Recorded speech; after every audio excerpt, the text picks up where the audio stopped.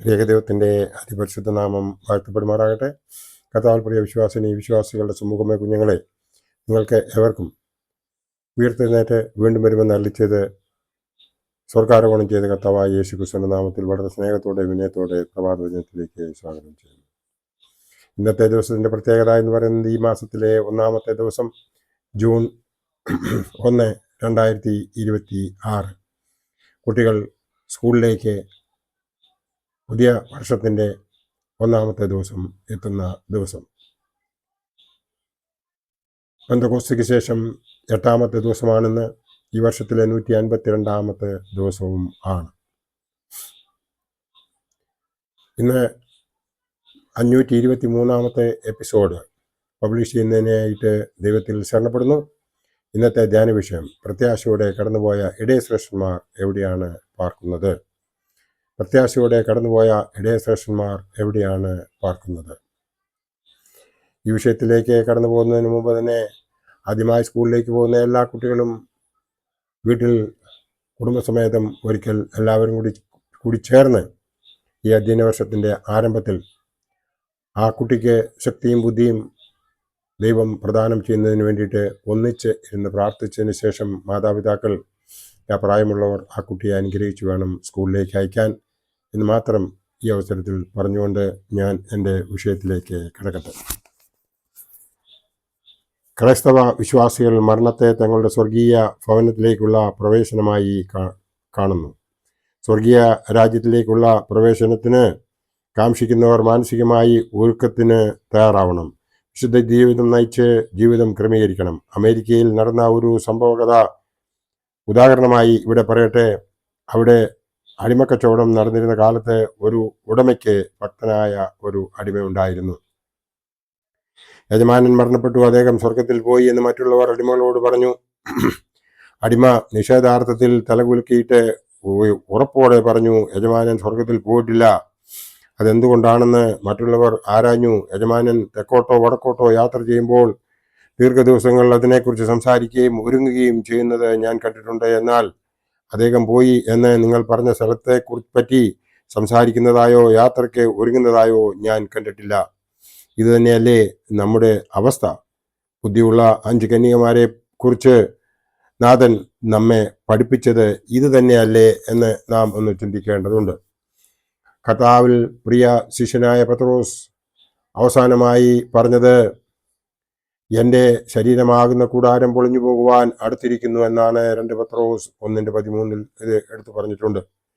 സ്നേഹത്തിൻ്റെ അപ്പോസ്തലനായ യോഹന്നാൻ 100ാമത്തെ വയസ്സിൽ സ്വാഭാവിക മരണം പ്രാപിച്ച് പിതാക്കന്മാരോട് ചേർക്കപ്പെട്ടു. കടന്നുപോയവരെയും മറ്റുള്ളവരെയും സ്നേഹിക്കണമെന്ന് ഉരുവിട്ട് ഉപദേശിച്ചു കൊണ്ടിരുന്ന യോഹന്നാൻ. കത്തോലിക്ക നവീകരണ പ്രസ്ഥാനത്തിൻ്റെ പിതാവ് മാർട്ടിൻ ലൂതർ 1546 ദൈവസന്നിധിയിലേക്ക് കടന്നുപോയി. മരിക്കുന്നതിന് മുമ്പ് അദ്ദേഹം പറഞ്ഞ വാചകം പ്രത്യാശ നൽകുന്നതാണ്. ഞാനെപ്പോഴും അവിടുത്തെ കൂടിയിരിക്കും.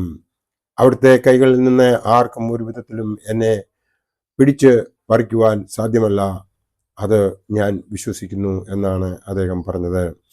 ഭാരതത്തിലെ മിഷണറി വില്യം കേറി, ആഫ്രിക്കയിലെ missionary doctor David Livingstone, doctor TN Moody എന്നിവർ തങ്ങളുടെ ദൗത്യം തികച്ച് പ്രത്യാശയോടെ ഈ ലോകത്തിൽ നിന്നും വിടവാങ്ങിപ്പോയി. ഡോക്ടർ മൂഡി കടന്നുപോയപ്പോൾ പറഞ്ഞ വാക്കുകൾ, ദൈവം എന്നെ വിളിക്കുന്നു, ഞാൻ പോവുകയാണ് എന്നായിരുന്നു. പരിശുദ്ധ പരിമല കൊച്ചു തിരുമേനി കബറടങ്ങുന്നതിന് മുമ്പ് തൻ്റെ സ്വർഗീയ ഭവനത്തിലേക്കുള്ള യാത്രയെപ്പറ്റി സൂചിപ്പിച്ചിരുന്നു. പരിമല സെമിനാരിയിൽ ശയ്യാവലംബനായി കിടക്കുമ്പോൾ തൻ്റെ സ്ഥാനചിഹ്നങ്ങളും മറ്റ് പ്രധാനപ്പെട്ട രേഖകളും തിരികെ ഏൽപ്പിക്കേണ്ടവരെ ഏൽപ്പിച്ച് 2 ദിവസം മൗനമായി കിടന്നു. 3-ാം ദിവസം തീയതി ഏതെന്ന് തിരുമേനി അന്വേഷിച്ചു. അരികിൽ നിന്ന ഒരാൾ മലയാള മാസം തുലാം 18 എന്ന് പറഞ്ഞു. അത് കേട്ടപ്പോൾ, കർത്താവേ, ഇനിയും 2 ദിവസം കൂടി ഈ വേദന ഞാൻ സഹിക്കണമല്ലോ എന്ന് പറയുകയുണ്ടായി. ആ പറഞ്ഞ കണക്കനുസരിച്ച് 20ാം തീയതി മരിക്കുമെന്ന് തൻ്റെ ജ്ഞാന ദിഷ്ടിയിൽ ഗ്രഹിച്ചിരുന്നിരിക്കണം.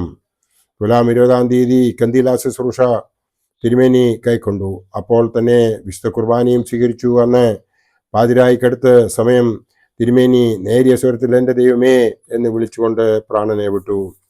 നാം സ്നേഹത്തിൻ്റെയും കരുണയുടെയും സേവനത്തിൻ്റെയും മാലാഖയായിരുന്ന ഭാരതരത്നം മദർ തെരേസ 1997 സെപ്റ്റംബർ മാസം 5-ാം തീയതി കർത്താവിൽ നിദ്ര പ്രാപിച്ചു. മരണസമയം ഒരു വെളുത്ത പ്രാവ് വരികയുണ്ടായി.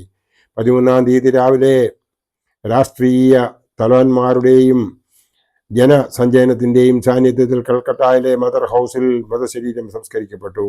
സംസ്കാര ശുശ്രൂഷയിലും ഈ പ്രാവിൻ്റെ സാമീപ്യം ശ്രദ്ധിക്കപ്പെട്ടു. പ്രത്യാശയോടെ കടന്നുപോയ നീണ്ട നിര തന്നെ നമ്മുടെ മുമ്പിലുണ്ട്. സാധു സുന്ദർ സിംഗ്, സാധു കൊച്ചുകുഞ്ഞു ഉപദേശി, കാലം ചെയ്ത പാമ്പാടി തിരുമേനി, ഒസ്താത്യോസ് തിരുമേനി, ഇവാനിയോസ് തിരുമേനി എന്നിവർ ഈ ഗണത്തിൽ പെടുന്നവരാണ്. മരിച്ചാലും ജീവിച്ചാലും യേശു മതിയെന്ന് എപ്പോഴും ഉരുവിട്ട് ജീവിച്ചിരുന്ന ഇടയശ്രേഷ്ഠനാണ് ഗീവർഗീസ് മാർ ഒസ്താത്യോസ് തിരുമേനി.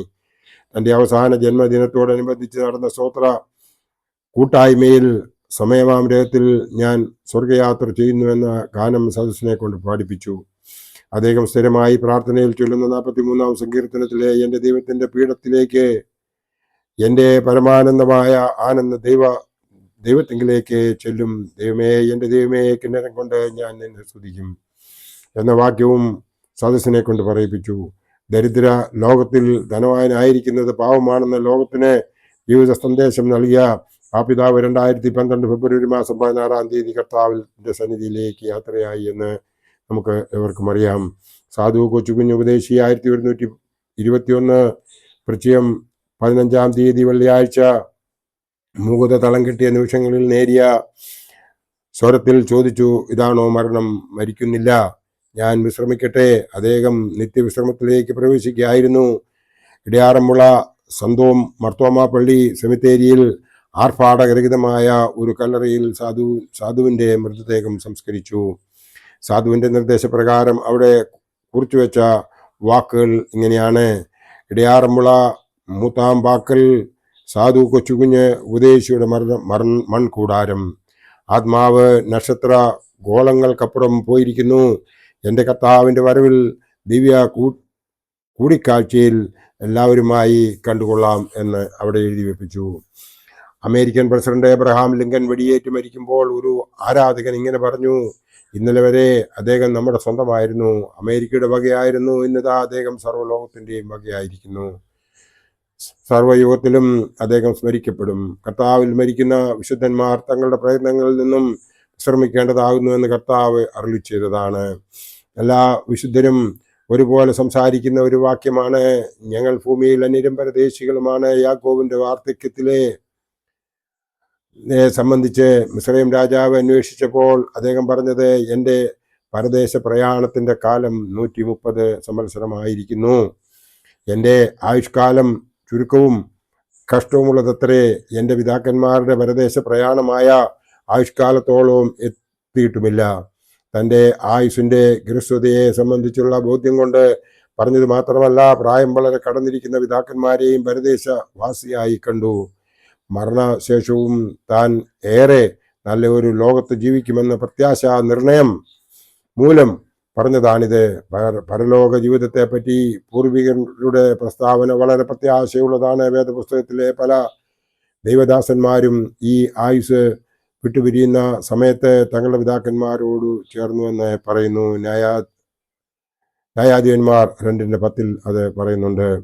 ഇത് അവരുടെ കല്ലറയിലോ പിതാക്കന്മാരോട് ചേർന്നോ അടക്കപ്പെട്ടു എന്ന അർത്ഥത്തിൽ മാത്രമല്ല, പിതാക്കന്മാർ പോയ ആത്മീയ ലോകത്തേക്ക് ചേർക്കപ്പെട്ടു എന്ന അർത്ഥത്തിലാണ്. അബ്രഹാം, യാക്കോബ്, മോശ, അഹരോൻ മുതലായ പിതാക്കന്മാർ അവരുടെ കല്ലറയിൽ നിന്നും തുലോം ദൂരമായാണ് അടക്കപ്പെട്ടതെന്ന കാര്യം ചിന്തിച്ചു വേണം ആത്മീയ ലോകത്തെപ്പറ്റി അന്വേഷിക്കേണ്ടത്. നാം ഇന്ന് ധ്യാന വിഷയമായി എടുത്തത് പ്രത്യാശയോടെ കടന്നുപോയ ഇടയശ്രേഷ്ഠർ എവിടെയാണ് പാർക്കുന്നത്? അവർ കർത്താവായ യേശു ക്രിസ്തുവിൻ്റെ വലതുഭാഗത്ത് ആ സ്വർഗത്തിൽ ഇരുന്നുകൊണ്ട് അവനെ സ്തുതി പാടുന്നതായി നമുക്ക് ഏവർക്കും നമ്മളേവരും വിശ്വസിക്കുന്നു. അതിന് സംശയമൊന്നുമില്ല. സ്തേഫാനോസ് ഈ ലോകത്തിൽ നിന്നും കടന്നു പോകുന്നതിന് മുമ്പ് അവൻ സ്വർഗത്തിൽ കർത്താവായ യേശു ക്രിസ്തുവിനെ കാണുകയും അവൻ തൻ്റെ പ്രാണനെ യേശുവിൽ സമർപ്പിക്കുകയും ചെയ്യുന്ന ഭാഗം നമുക്ക് അപ്പോസ്തല പ്രവൃത്തികളിലൂടെ വായിച്ച് മനസ്സിലാക്കാവുന്നതാണ്. നാം എപ്പോഴും പ്രത്യാശയുള്ളവരായി ആ കർത്താവിൻ്റെ അടുത്തേക്ക് പോകത്തക്കവണ്ണം എപ്പോഴും തയ്യാറുള്ളവരായിരിക്കണമെന്ന് മാത്രം ആഹ്വാനം ചെയ്ത് എൻ്റെ വാക്കുകൾ ഇവിടെ ഉപസംഹരിക്കട്ടെ. ദൈവം നമ്മളെല്ലാവരെയും അനുഗ്രഹിക്കട്ടെ. നന്ദി, നമസ്കാരം.